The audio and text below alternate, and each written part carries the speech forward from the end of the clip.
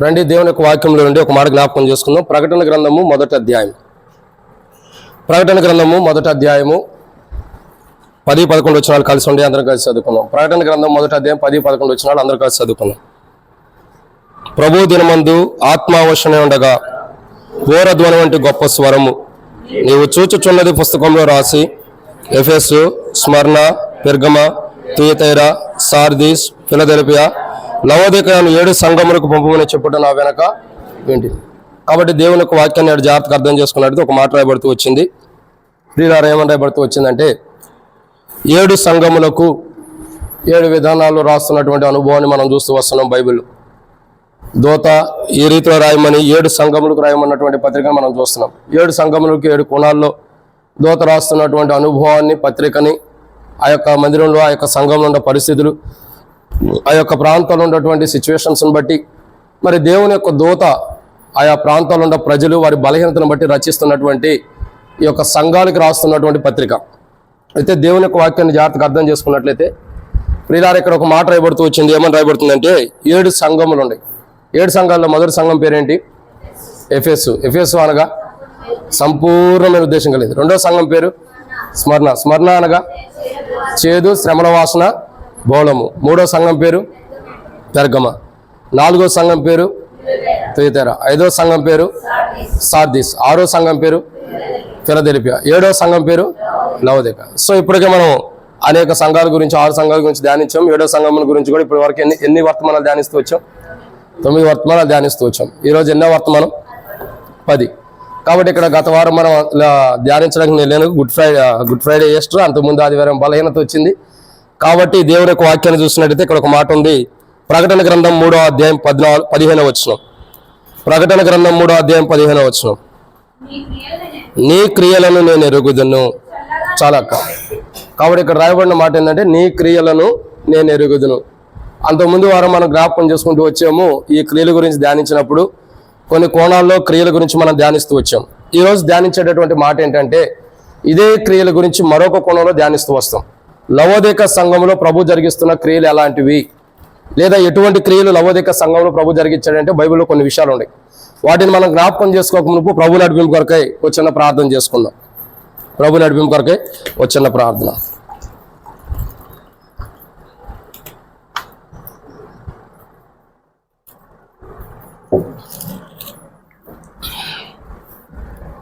మమ్మల్ని మిక్కులుగా ప్రేమించిన ప్రియ పరలోకపు తండ్రి, పరిశుద్ధుడి అయిన దేవ, ప్రభైన యేసుక్రీస్తు ప్రభు యొక్క పరిశుద్ధమైన నామను బట్టి వందనాలు. గతించిన దినాలన్నీ కూడా కాచి కాపాడి మరొక పునరుద్ధరణ దినం మా జీవితాల్లో బహుమానికి ఇచ్చినందుకే వందనాలు. సజీవులే కదా నిన్ను స్తుతిస్తారన్న వాగ్దానం మా పట్ల నెరవేరుస్తున్నందుకే మీకు వందనాలు. నేటి దినమున మేము సజీవులమై ఉన్నామంటే అది మీ ఉచితమైన కృపేనని మేము ఒప్పుకొంచున్నాం తండ్రి. నా జీవితంలో మీరు ఎన్నో మేలు జరిగిస్తూ వచ్చారు, ఎన్నో అద్భుతాలు చేస్తూ వచ్చారు దేవా. తల వెంట్రుకలు విస్తారమైనటువంటి అద్భుతాలు మీరు జరిగిస్తూ వచ్చిన మీ ప్రేమకాయ స్తోత్రాలు. ఈ జీవిత యాత్రలో ఎన్నో బలహీనతలు ఉన్నప్పటికీ మీరు జ్ఞాపకం చేసుకుంటూ బలపరుస్తున్న మీ కృపకాయ వందనాలు. ఈ సమయంలో తండ్రి వాక్యం ధ్యానించబోతున్న సాయం చేయండి. ఆరాధన వర్తమానం ధ్యానించబోతున్న సాయం చేయండి. నిలబడేవాడిని నేనైనా నిలబెట్టేది మీరు, మాట్లాడేవాడిని నేను మాట్లాడించేది మీరు, నా ఆత్మనప్పటికీ ఆత్మను అభిషేకించేది మీరు. బలహీనమైన శరీరము బలపరచగలిగేది కూడా మీరే. ఎన్నో బలహీనతలు కలిగింది, టెన్షన్స్, గ్యాస్, ఎన్నో ప్రాబ్లమ్స్, బీపీ అన్ని ప్రభావ మీరు కంట్రోల్ చేసి మీరే నిలబెట్టమని ప్రార్థన చేస్తున్నాం. ఈ సమయంలో వాక్యం ధ్యానిస్తున్న సాయం చేయండి. దాసుడి కన్నా యజమానుడి వైపు చూసినట్లు, దాసురాలు కన్నా యజమానురాల వైపు చూసినట్లు మా కన్నా మీ వైపు వీక్షిస్తుండగా మీరే సహాయం గురించి మహిమ పొందమని నాతో మాతో మీరు మాట్లాడండి.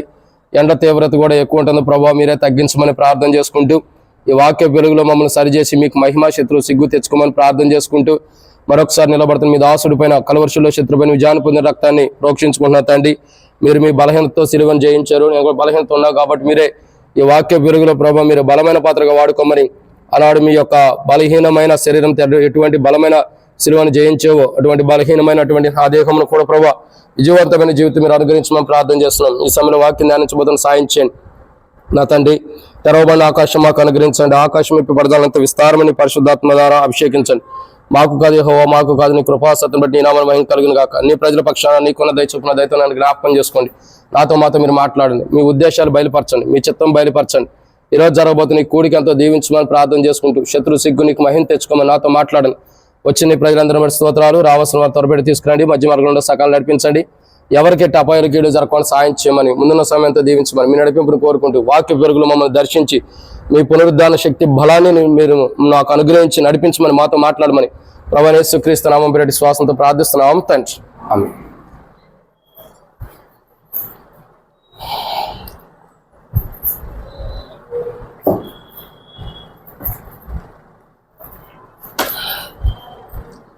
రండి, దేవుని యొక్క వాక్యంలో నుండి ఒక మాట జ్ఞాపకం చేసుకుంటూ వద్దాం. లవోదిక సంఘమును గురించి ప్రభు మాట్లాడుతున్న మాట ఏంటంటే, కొన్ని కోణాల బైబిల్లో రాయబడుతూ వచ్చినాయి.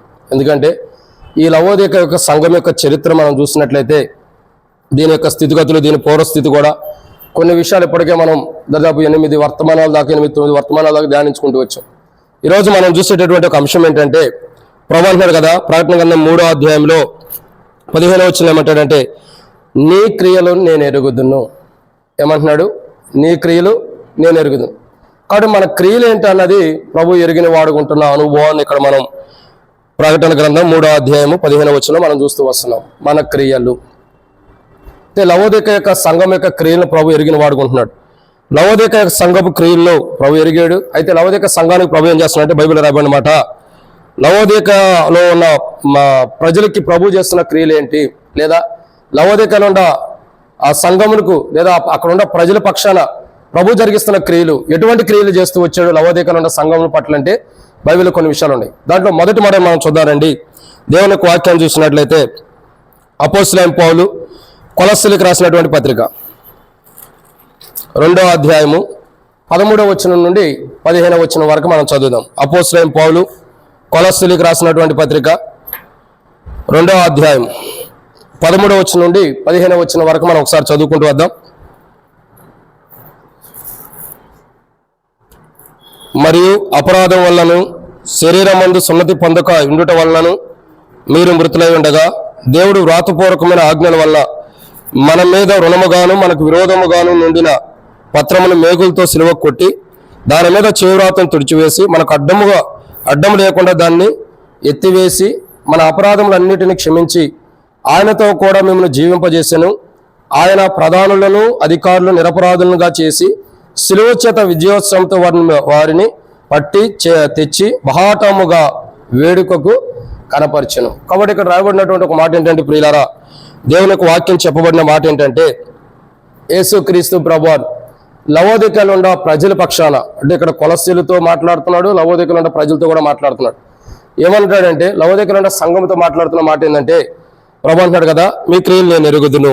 లవోదిక సంఘానికి కూడా రాస్తున్నాడు. అదే మాట కొలస్సీలకు రాసింది లవోదిక సంఘానికి కూడా పంపిస్తూ వస్తున్నాడు. కాబట్టి ఇక్కడ ఒక మాట రాయబడుతూ వచ్చింది. ఏమని రాయబడుతూ వచ్చిందంటే, ప్రియులారా, దేవుని యొక్క వాక్యం మనకు చెప్పబడిన మాట ఏంటంటే, లవోదికలో ప్రభు క్రియలు లేదా వారి పట్ల ప్రభు జరిగిస్తున్న క్రియలు ఎలాంటివంటే, దాంట్లో మొదటి మాటని ఇక్కడ మనం చూస్తున్నాము. కొలస్సీలకు రాసిన పత్రిక, అపోస్తలుడైన పౌలు కొలస్సీలకు రాసిన పత్రిక 2వ అధ్యాయం 13వ వచనంలో మన అపరాధములను ఎలా ఉంది, మరియు అపరాధముల వలనను. సో లవోదికలో ఉన్న సంఘస్థులు ఎలాంటి వారంటే, అపరాధములు చేసిన వారు ఉంటూ వస్తున్నారు. ఎలా ఉంటూ వస్తున్నారు? అపరాధములు చేసిన వారుగా. వారి జీవిత చరిత్ర మనం చూడగా, వారి జీవిత సత్యాన్ని మనం చూడగా, లవోదికలో ఉన్న సంఘస్థుల యొక్క జీవితాలు ఎలా ఉండే అంటే అపరాధములు చేసిన వారు ఉంటారు. ఎందుకంటే దేవుని దృష్టిలో ఎన్నో అపరాధములు చేసి దేవుని యొక్క తీర్పుకి పాత్రులుగా అవుతున్న సందర్భంలో వారి జీవితాల్లో ఎన్నో అపరాధములు ఉన్నప్పుడు దేవాతి దేవుడే వారి పక్షాన ఒక అద్భుతం చేయడం కొరకు పరము నుండి, ఆకాశం నుండి దేవుడు తన కుమారుని లోకానికి పంపి వారి యొక్క అపరాధముల నిమిత్తమై, ఏ అపరాధముల నిమిత్తమై వారి బలహీనతలు ఉండేవో, ఏ అపరాధముల నిమిత్తమైతే వారు నష్టపోయే ప్రాణాలను కోల్పోయే స్థితిలో ఉంటారో, ఏ అపరాధముల నిమిత్తమైతే వారి యొక్క మరణాన్ని తెచ్చుకోబోతున్నారో, ఏ అపరాధముల నిమిత్తమై వారు మరణించాలని సమీపంగా ఉంటున్నారో, ఆ అపరాధములన్నిటిని కూడా తీసివేయటానికి యేసుక్రీస్తు ప్రభువు ఈ లోకానికి వచ్చాడు. రావటం ద్వారా లవోదికలో ఉన్న సంఘమే కాదు, కొలస్సీలో ఉండేవారు కాదు, వారిలో ఉన్న అపరాధములన్నిటిని కూడా వారు ఏ అపరాధములు అయితే చేస్తూ వచ్చారో, దేవుని దృష్టిలో ఏదైతే అపరాధంగా వారి జీవితాలు చేయబడుతూ వచ్చినాయో, ప్రతి అపరాధములన్నిటిని కూడా వారిలో ఉన్న ప్రతి అపరాధములన్నిటిని కూడా క్షమించి వేస్తున్నాడు ప్రభు. లవోదికలో జరుగుతున్న క్రియలు అలాంటివంటే, లవోదికలో ఉన్న ప్రభు క్రియలు అలాంటివంటే అపరాధములు క్షమిస్తున్నాడు. ఏం చేస్తున్నాడండి? వారు ఎలా ఉంటారు? అపరాధంతో ఉంటారు. ఎవరు? లవోదికలో ఉన్న ప్రజలు అపరాధము చేసి ఉన్నప్పుడు, దేవుని దృష్టిలో ఎంతో అపరాధులుగా ఉంటున్నప్పుడు, అపరాధము చేసిన వారికి ఉన్నప్పుడు ప్రభు యేసుక్రీస్తు ప్రభుని లోకానికి పంపి యేసుక్రీస్తు ప్రభు ద్వారా వారి యొక్క అపరాధములన్నిటిని కూడా ఏం చేస్తున్నాడు? ప్రభు క్షమించి వేస్తున్నాడు. ఇది మొదటి మాట. లవోదికలో ప్రభు జరిగిస్తున్న క్రియలు ఏంటంటే లవోదికలో ఉన్న ప్రజల యొక్క అపరాధములు క్షమిస్తున్నాడు. ఇది మొదటిది. ఇక రెండో విషయాలు చూద్దామండి. రెండో విషయాలు చూసినట్లయితే కొలస్సీలకు రాసిన పత్రిక 2వ అధ్యాయం 13వ వచనం. అపోస్తలుడైన పౌలు కొలస్సీలకు రాసిన రెండో పత్రిక అపోస్తలుడైన పౌలు కొలస్సీలకు రాసిన పత్రిక 2వ అధ్యాయం 13 నుండి 15 వచనాల్లో ఇంకో మాట ఉంది, చదవండి.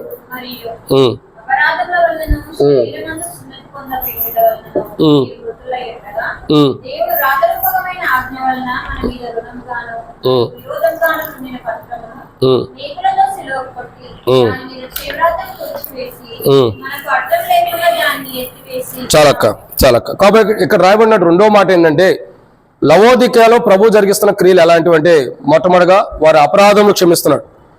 ఏం క్రియలు చేస్తున్నాడు? అపరాధములు క్షమిస్తున్నాడు. అదే ఒక క్రియ. రెండోదిగా చూస్తున్నట్టయితే అంటే వారి జీవిత కాలంలో వారు చేసిన అపరాధాలను క్షమిస్తూ వస్తున్నాడు. ఇక రెండో మాటను చూస్తున్నట్టయితే లవోదికలో ప్రభు జరిగిస్తున్న క్రియలు ఎలాంటివి అంటే రెండో మాట ఇక్కడ రాయబడిన మాట, సున్నతి పొందక ఉండటం వలన మృతులైతూ ఉండగా సున్నతి నుండి విడిపిస్తున్నాడంట. అంటే సున్నతి పొందకపోవడం ద్వారా మానవుడికి ఏమొస్తుంది? మరణం వస్తుంది. సున్నతి పొందకపోవడం ద్వారా మృతులైన అనుభవం. మీరు చూడండి, మోషే మరి దేవుడు చెప్పిన మాట విన్నప్పుడు, దేవుని చెప్పిన పిలుపులో లోబడినప్పుడు, దేవుని యొక్క దోత వచ్చినప్పుడు లేదా దేవుడు ఎదుర్కొంటున్నప్పుడు సిపోరా ఏం చేస్తూ వచ్చింది? ఆ యొక్క చర్మమును కట్ చేసి ఆ దోత ఎదుటి పడేయటం ద్వారా దోత వెళ్ళిపోతూ వచ్చింది. సో ఇక్కడ అర్థం చేసుకోవాల్సిన విషయం ఏంటంటే సున్నతి లేకపోవడం ద్వారా మానవుడికి ఏమొస్తుందంటే మరణం వస్తుంది. సో సున్నతి అన్నది ప్రాముఖ్యమైనది. అరవద్దు. కాబట్టి ప్రియులారా, దేవుని యొక్క వాక్యం చెప్పే మాట ఏంటంటే సున్నతి ప్రాముఖ్యమైనది. సున్నతి పొందకపోవటం ద్వారా మానవుడికి ఏమొస్తుందంటే మరణం వస్తుంది. తద్వారా ఈ సున్నతి నుండి విడిపించడానికి ప్రభు యేసుక్రీస్తు ప్రభు ఈ లోకానికి వచ్చి మానవులమైన మన కొరకు తన ప్రాణం పెట్టి సున్నతి పొందినటువంటి ప్రజలకి పూర్తిగా సున్నతి నుండి విడిపించడానికి, ఇంకా మరెన్నటికీ ఆ సున్నతి కార్యం ఉండకోకుండా దాని నుండి విడుదల ఇవ్వటం కొరకు యేసు ప్రభు వారు ఈ లోకానికి వచ్చాడు. లవోదికల సంఘంలో కూడా క్రియలు జరిగిస్తూ వచ్చాడు. ఏ క్రియలు జరిగిస్తూ వచ్చాడు? సున్నతి నుండి, ఒక రకంగా చెప్పాలంటే సున్నతికి బంధించబడినటువంటి వారిని సున్నతి నుండి విడిపించడం కొరకు వచ్చాడు ఆయన. సున్నతి చేయకపోవటం ద్వారా మానవుడికి మరణం వస్తుంది. సున్నతి చేయకపోవడం ద్వారా దేవుని బిడ్డగా అంగీకరించబడటం అన్నది లేదు. సున్నతి చేయబడకపోవడం ద్వారా దేవుని బిడ్డగా ఉండే యోగ్యత లేదు. మీరు చూడండి, యాకోబు యొక్క కుమార్తె ఉంది. ఎవరామె? యాకోబుకి యొక్క కుమార్తె దీనా అనే సహోదరి ఉంది. ఆమెని ఒక అతను వివాహం చేసుకోవాలనుకున్నప్పుడు ఆ తండ్రి ఏం చెబుతూ వస్తాడు? ఎవరు? దీనా యొక్క తండ్రి మరి ఆ యొక్క ఎవరైతే సహోదరి వివాహం చేసుకోవాలనుకున్నారో ఆ యొక్క తండ్రితో చెబుతూ వస్తాడు, అయ్యా మా యొక్క ధర్మం ప్రకారం, మా యొక్క క్రమం ప్రకారం సున్నతి చేయబడాలా, సున్నతి చేసుకోకపోతే కష్టం, కాబట్టి సున్నతి చేయబడి ఉండాలి. కాబట్టి మా లెక్క ప్రకారం, మేము సాంప్రదాయం ప్రకారం మేము మీకు పిల్లలు ఇవ్వాలంటే సున్నతి జరగాలి. సో ఇక్కడ అర్థం చేసుకోవాల్సిన ఒక అంశం ఏంటంటే లవోదికల సంఘము సున్నతి లేనటువంటి అనుభవం ఉన్నప్పుడు దేవుని యొక్క వాక్యాన్ని బట్టి ఆ సున్నతి చేయబడితేనే దేవుని బట్టి అంగీకరించబడతాం. సున్నతి చేయబడితేనే అన్నిటికీ యోగ్యమైన వారు ఉంటారు. సో యోగ్యత లేకుండా, అర్హత లేకుండా అంగీకరించబడిన స్థితిలో ఉన్న మనుషుల కొరకు ఆ సున్నతి నుండి విడుదలిచ్చి వారిని దేవునికి దేవుడు అంగీకరించే బిడ్డగా, దేవునితో సొత్తైన వారుగా దేవుడు సిద్ధపరచడం కొరకు యేసు ప్రభు వారిని లవోదిక సంఘమును కొరకు పంపించాడు. లవోదిక సంఘములో ఈ క్రియలు చేస్తున్నాడు. రెండోది ఏంటంటే సున్నతి వల్ల దేవుని బిడ్డలకు సున్నతి లేకపోవడం ద్వారా దేవుని బిడ్డలకు కాకుండా దేవుని బిడ్డలుగా ఉండలేని స్థితిలో ఉన్న లవోదిక సంఘాన్ని ఆ సున్నతి నుండి విడిపించేసి ఆయనే ప్రధానమైన విధానంలో వచ్చి ఆ సున్నతి నుండి మానవులమైన మనల్ని విడిపించి ఏం చేస్తున్నాడు? మరి అన్నట్టుగా సున్నతి లేకుండా చేస్తూ వచ్చాడు. ఇప్పుడు మానవుడికి ఏముందండి? రక్షణ, పాప క్షమాపణ. ఒకప్పుడు చేర్చబడిన అనుభవం లేదు, ఇప్పుడు చేర్చబడుతున్నాం. ఎలాగంటే సున్నతి తీసివేయబట్టడం ద్వారా. ఇది రెండో మాట. అర్హత లేని మనకి అర్హతనిస్తున్నాడు. ఇక మూడో విషయం చూద్దామండి. కొలస్సీలకు రాసిన పత్రిక 2వ అధ్యాయము 13వ వచనం నుండి 15వ వచనం వరకు.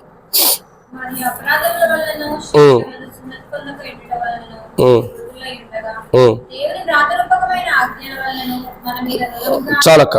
కాబట్టి ఇక్కడ రాయబడిన మూడో మాటను చూస్తున్నట్టు ప్రియులరా, దేవునికి వాక్యం చెప్తున్న మూడో మాట ఏంటంటే బైబిల్లో రాయబడిన 3వ మాట, లవోదికలో ప్రభు జరిగిస్తున్న క్రియలు అలాంటివి. మొట్టమొదటిగా వారి అపరాధం క్షమిస్తున్నాడు. 2, వారిని పూర్తిగా సున్నతుల నుంచి విడిపిస్తున్నాడు. సున్నత లేకపోవడం ద్వారా దేవుని బిడ్డలకు అవటం కూడా వాళ్ళకి అర్హత లేదు, యోగ్యత లేదు. ఎట్టి యోగ్యత లేని వారికి సున్నతి చేసుకోకపోవడం ద్వారా వారికి యోగ్యత లేదు. సో ఇప్పుడు ఆ సున్నతిని విడుదల ఇచ్చేసి, సున్నతి నుండి ఆయన పూర్తిగా మానవుడికి విడుదల ఇచ్చి దేవుని బిడ్డలుగా చేస్తూ వచ్చాడు. ఇది 2వ మాట. ఇది 2వ క్రియ వారి మధ్యలో జరిగిస్తుంది. 3వ క్రియ ఏంటంటే, అపోస్తలుడైన పౌలు కొలసీలకు రాసినటువంటి పత్రిక 2వ అధ్యాయం 13వ వచనంలో 13 నుండి 15 వచనం రాయబడిన 3వ మాట ఏంటంటే, ఆజ్ఞల వల్ల మన మీద ఉన్న రుణములను, అంటే దేవుని ఆజ్ఞలను మీరటం ద్వారా, లేదా దేవుని ఆజ్ఞలను మనం జరిగించకపోవడం ద్వారా, దేవుని ఆజ్ఞలకు లోబడకపోవడం ద్వారా మనం దేవునికి రుణస్తులుగా ఉంటూ వస్తున్నాం. ఎలా ఉంటూ వస్తున్నాం? రుణస్తులుగా ఉంటున్నాం. అంటే దేవుని ఆజ్ఞని మనం మీరిన అనుభవం ఉన్నాం. అంటే రుణస్తులం ఎందుకు అవుతున్నాం? దేవుని ఆజ్ఞని నెరవేరిస్తే రుణస్తులం కాం. దేవుని ఆజ్ఞని నెరవేర్చలేనప్పుడు ఎప్పుడు దేవునికి రుణస్తులమే. సో ఇక్కడ అర్థం చేసుకోవాల్సిన విషయం ఏంటంటే, దేవుని ఆజ్ఞని నెరవేర్చక ఏమన్నా ఏబడితే వచ్చింది, ఆయన ఆజ్ఞల వల్ల మన మీద రుణము గాను. అంటే దేవుని ఆజ్ఞను మనం నెరవేర్చలేదు కాబట్టి మనకు రుణస్తులు కొంటూ వచ్చాం. మనం రుణస్తులు కొంటూ వచ్చాం. దేవునికి మనం ఎప్పుడు కూడా రుణస్తులమే. అందుకనే పర్యావరణ ఆరాధన కూడా చేస్తాం. ప్రభా నీకు నేను ఏమి ఇచ్చినా రుణస్తులే ప్రభా అంటాం. ఎందుకు మనం ఆ మాట అంటున్నాం? ఎందుకు ఆ మాటలకు మనం దేవుణ్ణి ఆరాధన చేస్తున్నామంటే, మన ఆజ్ఞలను బట్టి మనం దేవునికి అన్నట్టు రుణస్తున్నాం. ఎందుకంటే అది క్షమించబడతల్లా. ఎంత కాలం మనం చూసినా కానీ క్షమించబడిన అనుభవం మనకు లేదు. సో యేసుక్రీస్తు ప్రభువారు ఆజ్ఞను బట్టి మనం రుణస్తున్నామని ఎందుకు అంటున్నామంటే, యేసుక్రీస్తు ప్రభువారు ఈ లోకానికి వచ్చి, యేసుక్రీస్తు ప్రభువారు లవోదికల దగ్గర కూడా వచ్చి, యేసుక్రీస్తు ప్రభువారు లవోదికల ప్రజల దగ్గరకు వచ్చి, వారి యొక్క ఆజ్ఞలు ఏవైతే నెరవేర్చలేని స్థితిలో ఉన్నారో, వారు ఏ ఆజ్ఞలైతే దేవుణ్ణి నెరవేర్చలేకపోతే వచ్చారు, వారు నెరవేర్చలేని ప్రతి ఆజ్ఞలన్నిటిని కూడా యేసుక్రీస్తు ప్రభువారు నెరవేర్చారు. కాబట్టి లవోదికలు ఉండేవాళ్ళు రుణస్తులు ఉంటూ వచ్చారు. ఎందుకు రుణస్తులం అవుతున్నాం మనం? ఈరోజు మనం అందరం ప్రభుకి ఎందుకు రుణస్తులం అవుతున్నాం? నిన్ను ఆరాధించడానికి కూడా నాకు యోగ్యత లేదని ప్రభుని ఎందుకు గణపరుస్తున్నామంటే, మనం దేవుని ఆజ్ఞ నెరవేర్చలేని స్థితిలో ఉన్నప్పుడు, దేవుని ఆజ్ఞ నెరవేర్చలేని నిస్సహాయ స్థితిలో ఉన్నప్పుడు, దేవుని ఆజ్ఞ నెరవేర్చకపోవడం ద్వారా దేవుని యొక్క తీర్పును తెచ్చుకున్న స్థితిలో ఉన్నప్పుడు, యేసుక్రీస్తు ప్రభువు ఈ లోకానికి వచ్చి మనం దేవుని ఆజ్ఞ నెరవేర్చకపోవడం ద్వారా మనకు ఉన్న రుణపత్రాన్ని ఆయన తీసివేసి మన జీవితాన్ని పూర్తిగా మార్చివేశాడు. లవోదికలు ఉండే ప్రజలు దేవుని ఆజ్ఞ నెరవేర్చలేని స్థితిలో రుణస్తులుగా ఉన్నప్పుడు, ప్రభువే రుణస్తులని ఎందుకు అన్నానంటే, వారి ఆజ్ఞలు వారు తీసుకేసుకెళ్ళని స్థితిలో ఉన్నప్పుడు, అప్పుడు ప్రభు వచ్చి వారు ఏ ఆజ్ఞలు తీసుకేసుకెళ్ళారు కదా, ఆజ్ఞలు నెరవేర్చలేని స్థితిలో ఉన్నారు.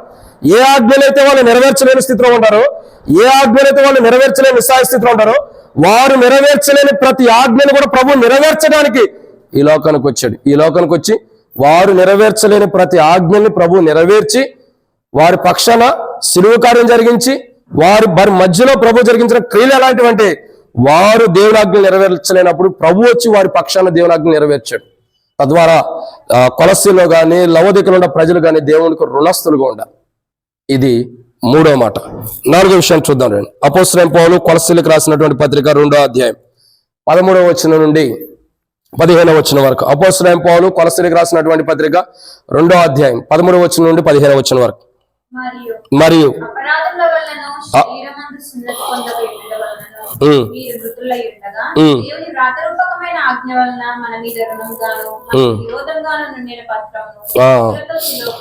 చాలక్క. కాబట్టి ఇక్కడ ఎన్నో మాట ఇది? 4వదిగా. మొట్టమొదటిగా లవోదికలో ప్రభు జరిగిస్తున్న క్రియలు. ఎటువంటి క్రియలు చేశాడు? మొట్టమొదటిగా వారి అపరాధాలను క్షమించాడు, అదొక క్రియ. 2, వారు సున్నతికి బంధించబడి ఉన్న వారిని సున్నతి నుండి విడిపించాడు. 3, వారి ఆజ్ఞ నెరవేర్చలేని స్థితిలో ఉన్నప్పుడు ప్రభు నెరవేర్చి వారి యొక్క రుణములన్నిటిని క్షమించాడు. మనం ఇప్పుడు ప్రభుకి రుణస్థలమై ఉన్నాం. ఇది 3. ఇక 4వ విషయం, అపోస్తలుడైన పౌలు కొలస్సీలకు రాసినటువంటి పత్రిక 2వ అధ్యాయం 13 నుండి 15 వచనం రాయబడిన మరొక మాట ఏంటంటే, 4వ మాట, మనకు విరోధముగా ఉన్న పత్రములను మేకులతో ఏం చేశాడు? ఆయన సిలువ కొట్టాడు. సో ఇక్కడ రాయబడినటువంటి 4వ మాట ఏంటంటే, ఆయన లవోదికలో జరిగిస్తున్న క్రియలు కానీ, లేదా లవోదికలో జరిగించినటువంటి క్రియలు కానీ ఎలాంటివంటే, ఇక్కడ రాయబడిన 4వ మాట, ఆయన ఏం చేస్తూ వచ్చాడు? మనకు విరోధముగా ఉండిన పత్రములను. మనకు విరోధంగా పత్రాలు ఉంటూ వచ్చినాయి. ఏంటా పత్రాలు? అంటే బైబిల్లో రాయబడినటువంటి అనేక కోణాలు చూసినట్లయితే, ద్వితీయోపదేశకాండం 28వ అధ్యాయం చదివితే మనకు అర్థమైంది ఏంటా పత్రాలు అన్నది. దేవుడు మనకి ఒక రకంగా చెప్పాలంటే, దేవుడు మనకు కాదు, మనకి దేవునికి విరోధంగా ఉన్నటువంటి అనుభవాలు. ఎందుకు విరోధంగా అంటున్నాము? ఆ పత్రాలు మనం నెరవేర్చలేకపోతున్నాం, ఆ పత్రాల ద్వారా మనం జీవించలేకపోతున్నాం. కాబట్టి దేవునికి అన్నడూ కూడా పత్రాలు మనం విరోధంగానే చేస్తున్నాయి. చూడండి, ఒక పత్రం రాయబడుతూ వచ్చింది. ఆ పత్రం ఏం చేస్తుంది? మనం దేవుని పక్షాన్ని మనం నెరవేర్చుకోకుండా జీవితాన్ని బట్టి దేవునికి విరోధులుగా చేస్తూ వచ్చింది. అయితే రాయబడినటువంటి ద్వితీయోపదేశకాండం 28వ అధ్యాయంలో రాయబడిన ప్రతి మాట కూడా, ప్రతి లేఖన భాగం కూడా ఎలాంటిదంటే 28వ అధ్యాయం 15 వచనం కానించి రాయబడిన ప్రతి మాట కూడా దేవునికి విరోధమైన జీవితాన్ని మనం చూపిస్తుంది అక్కడ. అయితే దేవునికి విరోధమైన జీవితం ఎట్లా వస్తుంది? పత్రాల ద్వారా. ఏంటా పత్రాలు అంటే అనేక కోణాలు రాయొచ్చు. బైబిల్లో చూసిన మాటలు చూసినట్టయితే అనేక గ్రంథాల్లో కానీ అనేకమైనటువంటి గ్రంథాల్లో కానీ పత్రికల్లో కానీ బైబిల్లో రాయబడుతూ వచ్చినాయి. దేవునికి విరోధం ఉండేవి ఏంటన్నది పత్రికల్లో రాయబడుతూ వచ్చినాయి. ప్రతి పత్రంలో కూడా, ప్రతి గ్రంథంలో కూడా, ప్రతి అధ్యాయంలో కూడా దేవునికి విరోధమైన జీవితం ఎలా ఉంటుందో, తద్వారా ఈ విరోధమైన జీవితాన్ని బట్టి మానవుడికి ఎంత నష్టం వస్తుందన్నది బైబిల్లో రాయబడుతూ వచ్చింది.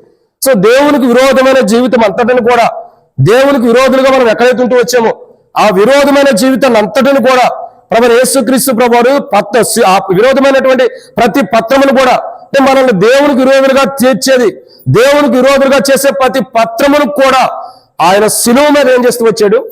మేకులతో దాన్ని కొట్టబడిన అనుభవంలోకి వచ్చింది. ప్రతి పత్రము అంటే బైబిల్ రాబడిన ప్రతి అధ్యాయంలో కూడా మనం దేవునికి విరోధంగా అయ్యే ప్రతి అధ్యాయంలో ప్రతి వచనం ఏదైతే ఉందో, మనం దేవునికి విరోధంగా అవుతున్న దానికి కారణాలు ఏవైతే ఉన్నాయో ఆ దేవునికి విరోధం అవుతున్న ప్రతి పత్రమును కూడా, ప్రతి పత్రాన్ని ఆయన శిలువలో మేకుల్లో కొట్టబడిన అనుభవాన్ని చూస్తూ వస్తున్నాం. ఇక్కడ అంటారు కదా అపోస్తలుడైన పౌలు కొలస్సీలకు రాస్తూ అంటాడు కదా, మనకు విరోధంగా ఉండిన పత్రముని మేకులతో శిలువ కొట్టి. ఈరోజు మనకు విరోధమైన ప్రతి పత్రము కూడా, ఈరోజు మనం సజీవులుగా ఉన్నామంటే, ఈరోజు మంచివారుగా ఉన్నామంటే, ఈరోజు మనం ఆరోగ్యవంతులుగా ఆయుష్ ఉండి చక్కగా మనం భూమి మీద జీవిస్తున్నామంటే మన గొప్పతనం కాదు. ఏం మాత్రం కూడా గొప్పతనం లేదు. మనం నీటి మీద బుడగలాంటి వారు, ఎప్పుడు కనబడి ఎప్పుడు పోతామో తెలియదు. కానీ ఈ రోజు వరకు కూడా మనం సజీవులుగా ఉన్నామంటే కారణం ఏంటంటే మనం మనకి దేవునికి విరోధంగా ఉన్నటువంటి విరోధమైన పత్రమును ఆయన శిలువల్లో మేకులతో కొట్టబడి ఉంది కాబట్టి, ఇక ఆ శిలువలో కొట్టబడిన మేకులు ఆ చేతుల నుండి ఆ పత్రము ఏదైతే ఆ చేయిలో కొట్టబడిందో ఆ మేకుల్లో కొట్టబడుతుంది ద్వారా రక్తం బయటికి రావడం ద్వారా ఆ రక్తం ఆ పత్రం మీద కూడా కిందకి జారబడుతూ వచ్చింది కాబట్టి ఆ పత్రమును కడిగింది ఆ శిలువ రక్తం. ఆ శిలువలో ప్రభు కార్చినటువంటి రక్తం కానీ, ఆయన చెయ్యి శిలువలో శిలువ మీద ఆయన చేతికి మేకులు కొట్టడం ద్వారా ఆ చేతికి శిలువకి మధ్యలో పత్రికలు ఉంది.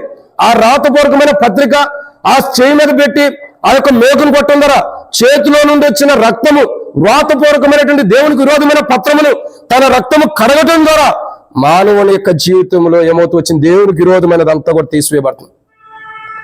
ఆయన ఏదైతే శిలువలో ఆయన చేతుల్లో మేకులు కొట్టారో ఆ చేతుల్లో కొట్టబడిన మేకుల్లో వ్రాతపూర్వకమైన పత్రం చిక్కబడి ఉంది. ఆ చిక్కబడిన పత్రంలో మనం దేవునికి విరోధంగా జీవించిన ప్రతి జీవితం లిఖించబడి ఉంది. దేవునికి విరోధంగా జీవించబడిన ప్రతి జీవితం లిఖించబడినప్పుడు ప్రభువైన యేసుక్రీస్తు ప్రభువారు ఆ కలువరి శిలువలో ఆయన చేతిలో నుంచి వచ్చిన రక్తపు బొట్టులో మానవుడు దేవునికి విరోధంగా జీవించిన ప్రతి జీవితాన్ని ఆ రక్తం ద్వారా కడిగేసిన వాడుకుంటాడు. నిజంగా లవోదిక సంఘం ఎంత ఘనమైనదో చూడండి. ఎంత ఘనమైందంటే మనకు అంటే దేవునికి విరోధంగా ఉండిన వ్రాతపూర్వకమైన మేకులతో ఆ పత్రం ఏం చేశాడు? సిలువ కొట్టడం ద్వారా ఏం జరుగుతుంది? ఆ పత్రం అంతా కూడా కడగబడుతూ వచ్చింది. తెల్లగా ఉన్న పత్రం అంతా ఏమైపోయింది? ఇప్పుడు ఎరుపు రంగులోకి వచ్చింది. అంటే అర్థం ఏంటి? మార్పు చెందింది. ఒక మానవుని యొక్క జీవితంలో ఏవైతే దేవునికి విరోధమైన జీవితం ఉందో ఆ జీవితం అంతటిని కూడా శిలువలో కొట్టడం ద్వారా, ఆ శిలువలో కార్చిన రక్తం ద్వారా మానవుని యొక్క జీవితం మొత్తం కూడా మార్పు చెందుతుంది. మార్పు చెందిన అనుభవంలోకి లవోదిక సంఘాన్ని తీసుకొచ్చాడు. ఇది 4వ మాట. ఇక 5వ విషయాన్ని చూద్దారండి. అపోస్తలుడైన పౌలు కొలస్సీలకు రాసిన పత్రిక 2వ అధ్యాయం 13 నుండి 15 వచనాలు. అపోస్తలుడైన పౌలు కొలస్సీలకు రాసినటువంటి పత్రిక 2వ అధ్యాయము 13 నుండి 15 వచనాలు.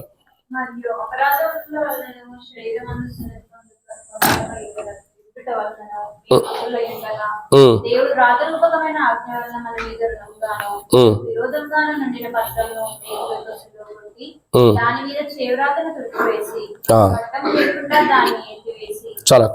కాబట్టి ఇక్కడ రాయబడిన మరొక మాట ఏంటంటే, ఇప్పటికి ఎన్ని విషయాలు చూస్తూ వచ్చాం మనం? 4. మొట్టమొదటిగా ఆయన అంటే లవోదికల ప్రభు క్రియలు ఎలాంటి క్రియలు జరిగించాడు? మొట్టమొదటిగా వారి అపరాధము క్షమించాడు. 2, వాడు సున్నతి నుండి వారిని విడిపించాడు. 3, దేవుని ఆజ్ఞల్ని నెరవేర్చిన స్థితిలో ఉన్నప్పుడు ప్రభు నెరవేర్చి వారి యొక్క జీవితంలో ఏవైతే వారు దేవునికి రుణస్తులుగా ఆ ఆజ్ఞను బట్టి రుణస్తులు ఉంటారో ఆ రుణం నుండి విడిపించాడు. 3. 4వదిగా ఇప్పుడే చూస్తూ వచ్చినాం, దేవునికి విరోధమైన జీవితం నుండి ఆ సిలువలో కొట్టిన మేకులు ఆ పత్రికల ద్వారా విడుదల ఇచ్చాడు. ఇక 4వదిగా ఇక్కడ చూస్తూ వచ్చి ఇప్పుడు 5వదిగా చూసినట్టయితే అపోస్తలుడైన పౌలు కొలస్సీయులకు రాసిన పత్రిక 2వ అధ్యాయం 13 నుండి 15 రాయబడిన మాట ఏంటంటే, మనకు అడ్డము లేకుండా ఏం చేస్తూ వచ్చాడు, మనకు అడ్డము లేకుండా దాన్ని ఎత్తివేశాడంట. దేన్ని ఎత్తివేసాడు? మన పాపపు జీవితాన్ని. దేన్ని? మన పాపపు జీవితాన్ని. ఏదైతే మన పాపపు జీవితం ఉందో అది దేవునికి అడ్డంగా ఉంటుంది. ఎలా ఉంటుంది? దేవునికి అడ్డంగా. సో దేవునికి మనకి అడ్డంగా ప్రతి దాన్ని కూడా ప్రభు తొలగించేశాడు. ఈరోజు మనం అర్థం చేసుకోవాల్సిన ఒక అంశం ఏంటంటే, ప్రతి క్రైస్తవుని యొక్క జీవితం అర్థం చేసుకోవాల్సిన ఏంటంటే, దేవునికి మనకి మధ్యలో అడ్డం అన్నది ఒకటి ఉంది. అది మన జీవితమే. ఏం అడ్డంగా ఉంది? మన జీవితమే. దేవునికి మనకి మధ్యలో మనం జీవించిన జీవితం అడ్డంగా ఉంది. మనం ఎటువంటి జీవితాన్ని జీవిస్తున్నామో, ఎటువంటి జీవితాన్ని జీవిస్తూ వస్తున్నామో, ఎటువంటి ఆలోచన కలిగి ఉన్నామో, ఎటువంటి ఉద్దేశాలు కలిగి ఉన్నామో అదంతా దేవునికి మనకి మధ్యలో అడ్డంగా ఉంటూ వచ్చింది. అడ్డంగా ఉంటుందా? ఎఫెసీయులకు రాసిన పత్రికలో మనం చూసినట్టయితే మధ్యపు గోడను పడగొట్టాడని రాయబడుతూ వచ్చింది. ఏం చేస్తూ వస్తున్నాడు? మధ్యపు గోడని. ఎవరికి మధ్యపు గోడ? దేవునికి మనకి మధ్యలో ఉన్న మధ్యపు గోడని. అదే మధ్యపు గోడ మన జీవితం. ఏదైతే మనం జీవిస్తున్నామో, ఏదైతే ఈ లోకంలో మనం జీవిస్తూ వస్తున్నామో ఆ జీవితమే మధ్యపు గోడ. ఆ మధ్యపు గోడను అంతటిని కూడా ఆయన పడవేసి ఉభయలను ఏకపరిచిన అనుభవం ఉంది. అపోస్తలుడైన పౌలు రోమీయులకు రాసిన పత్రిక 5వ అధ్యాయం 1వ వచనం అంటాడు కదా, సమాధానం మనకు అనుగ్రహిస్తున్నాడు. ఎట్లా? మనకు ఒకప్పుడు దేవునికి మనకి మధ్యలో సమాధానం లేనప్పుడు మన ఇద్దరి మధ్యలో ఉన్న మధ్యపు గోడను పడేసి మనల్ని దేవునితో సమాధానపరిచిన అనుభవం ఉంది. సో ఇక్కడ అర్థం చేసుకోవాల్సిన విషయం ఏంటంటే, 5వ మాట మధ్యపు గోడను పడగొట్టాడు. ఎవరి మధ్యలో? దేవునికి లవోదికలో ఉన్న ప్రజలకు మధ్యలో ఉన్న మధ్యపు గోడ. ఏంటి ఆ గోడ? వారి జీవితం. వారు ఏం జీవిస్తున్నారు, ఎలా జీవిస్తూ వస్తున్నారు, ఎటువంటి జీవితాన్ని కొనసాగుతూ వస్తున్నారు, ఆ జీవితమే మధ్యపు గోడ. ఆ మధ్యపు గోడని పడగొట్టాడు. పడగొట్టి ఏం చేశాడు? మళ్ళీ దాన్ని కట్టాడా? కట్లా. ఏమంటాడు? నీవు నా జ్ఞాపకం చేయము. ఏమంటాడు? మన పాపములు మనం ఆయన దగ్గరికి వచ్చి ఒప్పుకునేలా, మన అపరాధం మనం ఒప్పుకునేలా, మన దోషములు మనం ఒప్పుకునేలా, ఆయన మన దోషములు, మన అపరాధం, మన పాపాలన్నింటినీ ఆయన వీపు వెనకాల వేసుకుంటున్నాడంట. ఎందుకు? మధ్యపు గోడను పడగొట్టి మనకి కట్టడానికి ఇష్టపడుతున్నా. ఏదైతే మధ్యపు గోడను పడగొట్టాడు, ఏ మధ్యపు గోడను అయితే పడగొట్టడానికి ఇష్టపడ్డాడు, దాన్ని మరలా తిరిగి కట్టడానికి ఆయన ఇష్టపడలా. ఎందుకని? ఉభయలను ఏకపరుస్తున్నాడు. మరలా తిరిగి మధ్యలో కడితే, మధ్యపు గోడను కడితే ఏమైంది? మరలా ఉభయలో ఒకటిగా ఉండడానికి లేదుక. చూడండి, ఒక ఇల్లు ఉంది, ఒక కుటుంబంలో ఒక ఇల్లు ఉంది.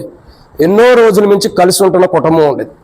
కలిసి ఉంటున్న కుటుంబంలో ఒక ఏదన్నా ద్వేషాలు వచ్చి, అసూయలు వచ్చి, మాటలు ఏదైనా విభేదాలు వచ్చి వాళ్ళు ఒకరినొకరు కలిసి ఉండుకోకుండా మధ్యలో ఒక గోడ కట్టుకున్నాడు అనుకో, మరి ఎట్లా ఉండదు? వీళ్ళు అటు వాళ్ళు ఇటు వెళ్ళటానికి ఉండిద్దా?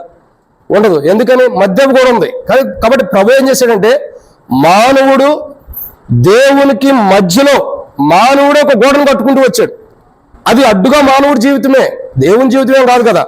మానవుడి జీవితమే దేవునికి మానవునికి మధ్యలో అడ్డుగా ఉంటూ వచ్చింది. ఈ అడ్డుగా ఉన్నటువంటి మానవుడి జీవితాన్ని అంతటిని కూడా ప్రభువైన యేసుక్రీస్తు ప్రభువారు తీసివేసిన అనుభవంలో ఉంది. తీసివేసిన అనుభవం తీసేసాడు. ఎక్కడ? లవోదికైన ప్రజల పక్షాన్ని జరిగిస్తూ వస్తున్నాడు. లవోదికైన ప్రజలు ఈ క్రియలు జరిగిస్తూ వస్తున్నాడు. ఏంటంటే వారికి దేవునికి మధ్యలో ఉన్న అడ్డగోడను తీసివేశాడు. అడ్డగోడను కూరదోస్తూ వచ్చాడు. అడ్డగోడను పడగొట్టి ఉభయంలో ఏకపరిచిన అనుభవం అక్కడ ఉంటూ వచ్చింది. తద్వారా వారి జీవితాలు ఎంతో ఆశీర్వాదకరంగా ఉంది. ఈరోజు మనకి దేవునికి మధ్యలో ఉన్న మన జీవితం అడ్డుగోడగా ఉంది. మనకి దేవునికి మధ్యలో మన జీవితమే అడ్డుగోడ. మనకి దేవునికి మధ్యలో ఉన్న మన జీవితం అనే అడ్డుగోడని ప్రభువైన యేసుక్రీస్తు ప్రభువారు కోలద్రోసి ఏం చేశాడు? అడ్డుగోడను పూర్తిగా తీసివేశాడు. అదే లవోదిక సంఘంలో జరిగిస్తూ వచ్చాడు. లవోదిక ప్రజలకి దేవునికి మధ్యలో వారి జీవితాలు ఏదైతే లవోదికలో ఉన్న మనుషుల యొక్క జీవితాలు దేవునికి వారికి మధ్యలో అడ్డుగోడగా ఉందో అడ్డుగోడని ప్రభువైన యేసుక్రీస్తు ప్రభువారు వచ్చి పడగొట్టి ఉభయంలో ఏకపరిచాడు. ఇది 5వ మాట. ఇక 6వ విషయాన్ని చూద్దామండి. అపోస్తలుడైన పౌలు కొలస్సీయులకు రాసిన పత్రిక 2వ అధ్యాయం 13 నుండి 15 వచనాల వరకు. మరియు అపరాధములను శరీరమందు వేడుట వలన మీరు మృతులై ఉండగా, దేవుడు రాజకీయమైన ఆజ్ఞ వలన మన మీద రుణంగాను విరోధంగాను నిండిన పట్టణం వేసుకొని దానికి చేవ్రాతను తుడిచివేసి. చాలక్క. కాబట్టి ఇక్కడ రాబడిన 6వ మాట ఏంటంటే, చేవ్రాతను ఏం చేశాడు? తుడిచిపెట్టాడంట. ఏ చెవి రాతని? బైబిల్లో ఉంది, ఎవని పేరైనను జీవ గ్రంథమందు రాయబడినట్టు కనబడిన ఎడల వాళ్ళు ఎక్కడ ఉంటున్నారు? మండుచున్న అగ్నిగుణంలో ఉంటారు. అయితే బైబిల్లో ఒక మాట ఉంది, జీవ గ్రంథంలో పేరు లేకపోతే వేరొక గ్రంథంలో ఉండిద్దంట. ఆ వేరొక గ్రంథంలో ఏం రాయబడుతూ వచ్చింది? ప్రతి మనుషుని యొక్క జీవితం లిఖించబడుతూ వచ్చింది. ప్రతి మనుషుని యొక్క జీవితం లిఖించబడుతూ వచ్చింది. ప్రతి మానవుని యొక్క జీవితం వేరే గ్రంథం అంటే తీర్పు కొరకైన ఉన్న గ్రంథంలో రాయబడినప్పుడు యేసుక్రీస్తు ప్రభువారు, అంటే ఒక రకంగా చెప్పాలంటే లవోదికలో ఉన్న ప్రజలు వారు జీవించిన జీవితం అంతా కూడా, వారి జీవిత చరిత్ర అంతా కూడా, వారు జీవించినటువంటి జీవితం అంతా కూడా ఒక పత్రికలో రాయబడి దేవుని తీర్పు కొరకు సిద్ధంగా ఉంది.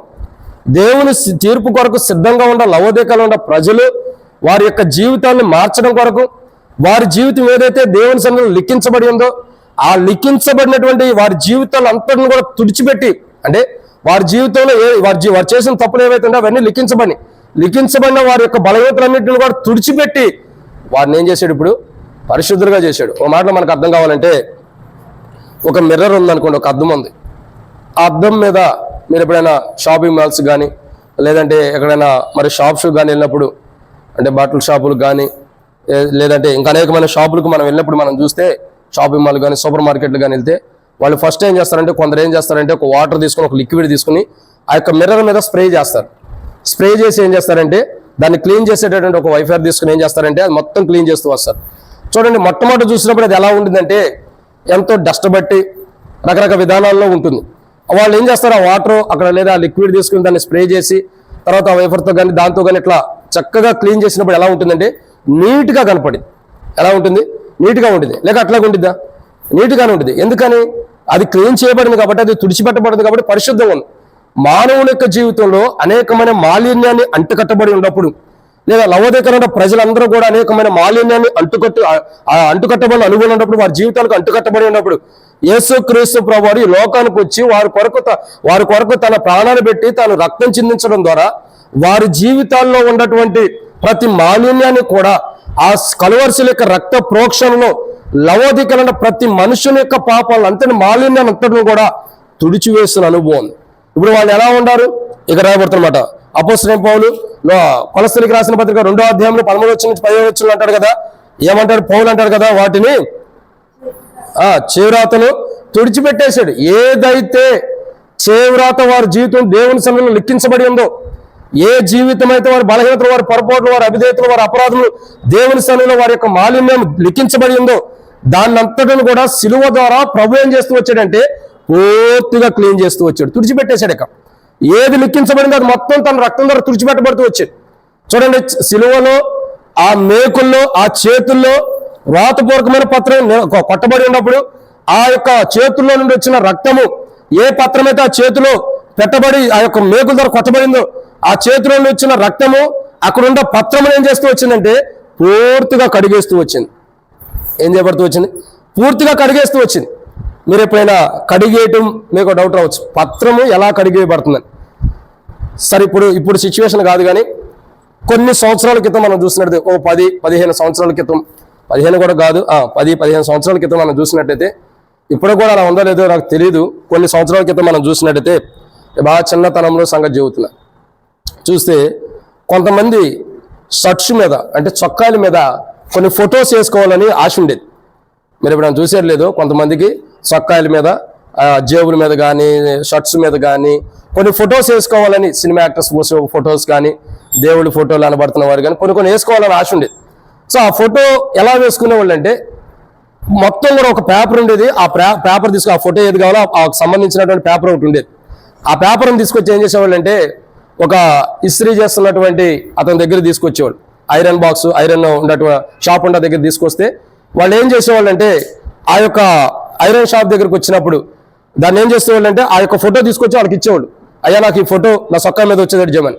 ఇప్పుడు ఇతడు ఏం చేసేవాడు అంటే ఈ ఫోటో తీసుకొద్దిగా వాటర్లో ముంచి దాన్ని తీసి ఏం చేసేవాడు, బాగా కాలుతున్నటువంటి ఐరన్ బాక్స్ని తీసి ఈ షర్ట్ మీద ఏం చేసేవాడు అంటే ఆ ఫోటో పెట్టి తిరగబెట్టి ఆ ఫోటో పెట్టి ఏం చేసేవాడు, కొంచెం అట్ట పెట్టేవాడు. కొంచెం ఊరినే జస్ట్ అట్లా ఒక 5 seconds 2 seconds అలా పెట్టడం ద్వారా ఈ ఫోటో అంతా కూడా ఏమైపోయేది అంటే ఆ షర్ట్కి వెళ్ళిపోయేది. షర్ట్కి వెళ్ళిపోవడం ద్వారా ఏం జరిగేది, మరలా ఈ ఏదైతే ఫోటో తీసుకొచ్చాడో దాని మీద వైట్ కలర్ వచ్చేసేది. ఎందుకంటే దాంట్లో ఉన్న ఫోటో అంతా ఎక్కడికి వెళ్ళిపోయింది, షర్ట్ మీదకి వెళ్ళిపోయింది. ఇప్పుడు ఎక్కడ కనపడుతుంది అదంతా కూడా షర్ట్ మీద కనపడుతుంది. ఇక్కడ ఫోటో ఏదైతే పేపర్ తెచ్చాడో దాని మీద లేదు, ఎందుకంటే దాన్ని కాపీ టు పేస్ట్ అన్నట్టుగా అయిపోతూ వచ్చింది. ఇప్పుడు కాపీ టు పేస్ట్ వచ్చినాయి, ఎప్పుడూ అయిపోయింది. కాబట్టి అట్లా వచ్చేసింది. వచ్చేయడం ద్వారా ఏమైంది, షర్ట్ మీద కనపడుతుంది షర్ట్ మీద, కానీ తెచ్చినటువంటి పేపర్ మీద లేదు. అంటే అర్థం చేసుకోవాల్సిన ఎందుకు చెబుతుందంటే ఒక అర్థం కావడానికి చెబుతూ వస్తున్నాం. యేసుక్రీస్తు ప్రభువారు సిలువలో ఆయన చేతుల్లో మేకును కొట్టినప్పుడు ఆ మేకుకి ఈ చేతికి మధ్యలో వ్రాతపూర్వకమైన పత్రం ఉంది. ఈ పత్రాన్ని ఏం చేస్తూ వచ్చాడంటే తన రక్తము ద్వారా ఈ పత్రమును అంతటా కూడా ఏం చేస్తూ వచ్చాడంటే పూర్తిగా క్లీన్ చేస్తూ వచ్చాడు. ఏం చేస్తూ వచ్చాడు, పూర్తిగా పత్రమును తుడిచిపెడుతూ వచ్చాడు. తుడిచిపెట్టడం ద్వారా ఆ పత్రం చూస్తే ఎలా ఉందంటే మరలా పరిశుద్ధంగా ఉంది. ఆ పత్రం ఎలా ఉంది, మరలా తేటగా ఉంటూ వస్తుంది. ఇంకా మనకు అర్థమయ్యే రీతిలో చెప్పాలంటే ఒక చిన్నపిల్లలు చదువుకునేటప్పుడు స్కూల్కి వెళ్ళేటప్పుడు కానీ వారికి ఏమి ఇస్తామంటే ఒక పెన్సిల్ ఇస్తాం. పెన్సిల్ ఇచ్చి ఒక వైట్ నోట్స్ ఇస్తాం.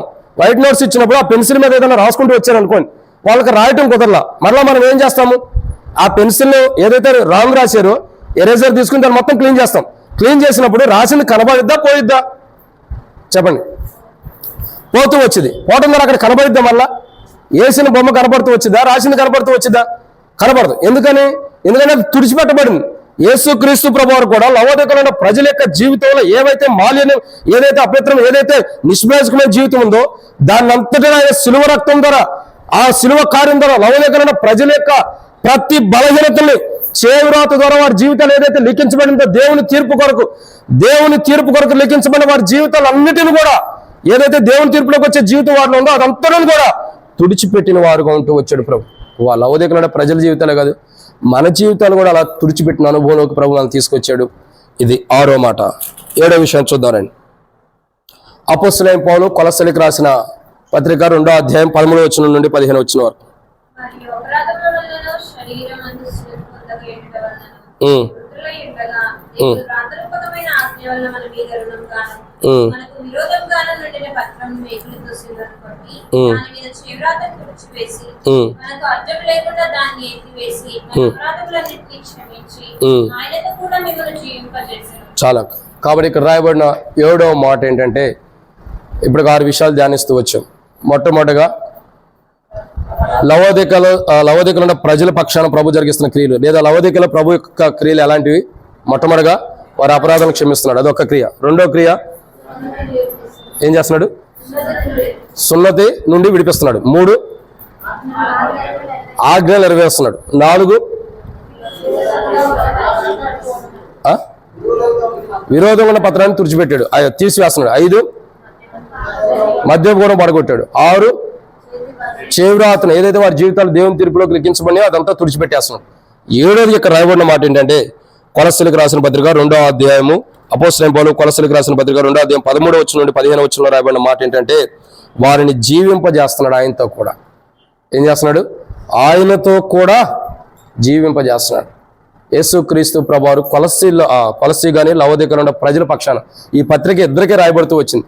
సో లవోదికలో ఉన్న ప్రజల పక్షాన ప్రభు జరిగిస్తున్న క్రియలు ఏంటంటే లవోదికలో ఉన్న ప్రజలు ఎలా ఉంటారంటే పాపముల చేత అపరాధముల చేత చచ్చని స్థితిలో ఉన్నప్పుడు యేసుక్రీస్తు ప్రభువారు ఆ 7వ క్రియ ఏం చేస్తున్నాడంటే లవోదికలో ఉన్న ప్రజల పక్షాన వారిని జీవింపజేస్తున్నాడు. ఏం చేస్తున్నాడు, వారిని జీవింపజేస్తున్నాడు. వారి స్థితిగతులు ఎలా ఉండే, చనిపోయిన స్థితిలో ఉండాలి. ఒక వ్యక్తి జీవింపజేస్తున్నాడు అని అంటున్నాడంటే దానికి ఆపోజిట్ వాళ్ళు ఉండారని అర్థం. ఎలా ఉండరు, ఆపోజిట్గా ఉండారని అర్థం. ఒక వాక్యం మనతో మాట్లాడుతుందంటే దానికి విరోధంగా మనం ఉండమని అర్థం.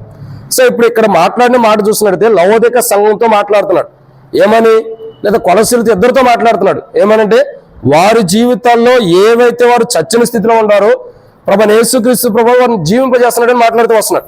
ఇప్పుడు లవోదికలో ఉన్న ప్రజలు ఎలా ఉన్నారు, చనిపోయిన స్థితిలో ఉన్నారు, పేరుకు మాత్రమే బ్రతికుండే అనుభవం. అందుకే మనం ఎఫెసీయులు ప్రకటన గ్రంథంలో మనం చూసినట్టయితే 2వ అధ్యాయంలో అక్కడ చూసినట్లయితే మొదటి సంఘముల గురించి చెబుతాడు. ఏమనంటాడు, నీవు జీవించుచున్నావన్న పేరు మాత్రమే కానీ నీవు మృతుడివే అని మాట్లాడుతూ వస్తాడు. లవోదికలో ఉన్న ప్రజలు ఎలా ఉంటారు, భౌతికంగా జీవిస్తున్నట్టే ఉంటారు, బాహ్యంగా జీవిస్తున్నట్టే ఉంటారు. ఇంకా చూసినట్టయితే మనుషుల రీత్యా జీవిస్తున్నట్టే ఉంటారు కానీ అంతరంగంలో చచ్చిపోయిన స్థితిలో ఉంటారు. సో అంతరంగంలో విశ్వాస జీవితంలో లేదంటే వారికి అన్ని జీవితాల్లో కూడా సత్యం లేక చనిపోయినటువంటి అనుభవం ఉంటారు. అటువంటి స్థితిలో ఉన్నటువంటి లవోదిక సంఘంలో ఉన్న ప్రజల్ని లేదంటే అప్పుడు సంఘంగా చేయబడకలా కానీ అక్కడ ఉన్న ప్రజలందరినీ కూడా జీవింపజేయటం కొరకు ఆయనే తనను తాను ప్రత్యక్షపరుచుకుంటూ వచ్చాడు వారి మధ్యలో. సో తద్వారా ఆయన రావటం ద్వారా లవోదిక సంఘంలో ఉన్న ప్రజలకి లేదా వారి మధ్యలో ప్రభు జరిగిస్తున్న క్రియలు ఎలాంటివంటే 7వ మాట, చచ్చిన స్థితిలో ఉండే వారిని జీవింపజేస్తున్నాడు. ఏం చేస్తున్నాడు? పూర్తిగా చనిపోయిన స్థితిలో ఉండేవారు, ఏ మాత్రము కూడా బ్రతకటానికి కూడా చాయిస్ లేనటువంటి స్థితిలో ఉన్నటువంటి వారిని ప్రభు ఏం చేస్తూ వస్తున్నాడు? జీవింపజేస్తున్నాడు.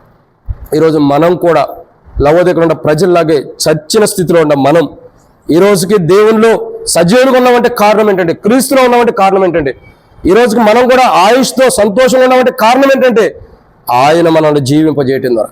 ఎవరు? ఆయన ప్రభువైన యేసుక్రీస్తు ప్రభువారు మనల్ని జీవింపజేయటం ద్వారా ఈ నేటికి మనం సజీవులుగా ఉన్నాం. ఈరోజు లవోదికలో ఉన్న ప్రజల గురించి ప్రభు మాట్లాడుతున్నాడు. చచ్చిన స్థితిలో ఉన్న వారిని ఏం చేస్తున్నాడు? జీవింపజేస్తున్నాడు. ఏం చేస్తున్నాడు? జీవింపజేస్తున్నాడు. పూర్తిగా మృతమైన స్థితిలో ఉన్నటువంటి వారిని తిరిగి లేపి, ఆనాడు లాజరు ఎటువంటి మృతమైన స్థితిలో ఉంటే లాజర్ని తిరిగి లేపాడు. అటువంటి అనుభవం లవోదికలో ఉన్న ప్రజలు ఉన్నప్పుడు వారి దగ్గరికి తాను వచ్చి వారి పట్ల ఈ క్రియ చేస్తున్నాడు. ఏం చేస్తున్నాడంటే చచ్చిన స్థితిలో ఉన్న వారిని తిరిగి లేపి వారిని జీవింపజేస్తున్నాడు. 7 విషయాలు ఈరోజు మన జీవితాల్లో కూడా చచ్చిన స్థితిలో ఉన్న మనల్ని తిరిగి లేపి జీవింపజేసినందుకు ప్రభుని ఆరాధన చేద్దాం. మన జీవితాలు లేనివాడు చనిపోవాల్సిన వాడు, కానీ ప్రభు మనల్ని సజీవుడి గురించి జీవింపజేస్తున్నందుకు ఆ మటుకు నేనైతే ఎన్నో గత ఆదివారం కూడా అంత ముందు ఆదివారం ఈ లోకం విడవలసిన వాడు కొన్ని పరిస్థితుల సిచ్యువేషన్లు బట్టి దేవుడు సజీవుడిగా ఉంచాడు. నేనెంత ఆరాధించాలో మీరు కూడా అంతగా దేవుని ఆరాధించాలి. ఎందుకంటే బలహీనతలను బట్టి, అవిధేయతలను బట్టి, పొరపాటును బట్టి చచ్చిన స్థితిలో ఉన్న నన్ను జీవింపజేస్తున్న ప్రభు అని ప్రభుని ఆరాధన చేద్దాం. అట్టి ఆరాధన మనం చేయాలి. 7 విషయాలు చెప్పండి. లవోదికలో ఉన్న ప్రజల్లో లేదా లవోదికలో ప్రభు జరిగిస్తున్న క్రియలు ఎలాంటివి? మొట్టమొదటిగా ఎలాంటి క్రియలు జరిగిస్తున్నాడు? వారి అపరాధాలను క్షమిస్తున్నాడు. 2వ క్రియ ఏంటి? సున్నతి నుండి విడిపిస్తున్నాడు. 3వ క్రియ ఏంటి? ఆజ్ఞలు నెరవేరుస్తున్నాడు. 4వ క్రియ ఏంటి? విరోధం ఉన్న పత్రాన్ని తీసివేస్తున్నాడు. 5వ క్రియ ఏంటి? మద్యపు కూడా పడగొట్టాడు. 6వ క్రియ ఏంటి? చేవ్రాతను తుడిచిపెట్టాడు. 7వ క్రియ ఏంటి? ఆయనతో కూడా జీవింపజేస్తున్నాడు లవోదికలో ఉన్న ప్రజల్ని. లవోదికలో ఉన్న ప్రజలే కాదు, మనల్ని కూడా అలా జీవింపజేస్తున్నందుకు మనం కూడా ప్రభువుని ఆరాధించేద్దాం. అట్టి ఆరాధన మనం చేయనట్టు ప్రభు మనం సాయం చేయను గాక. ఆమేన్. నిలబడి ఒక పాట పాడుకుందాం. ఈ సమయంలో మనం ఒక పాట పాడుకున్న తర్వాత ఆరాధనలో ప్రవేశిద్దాం.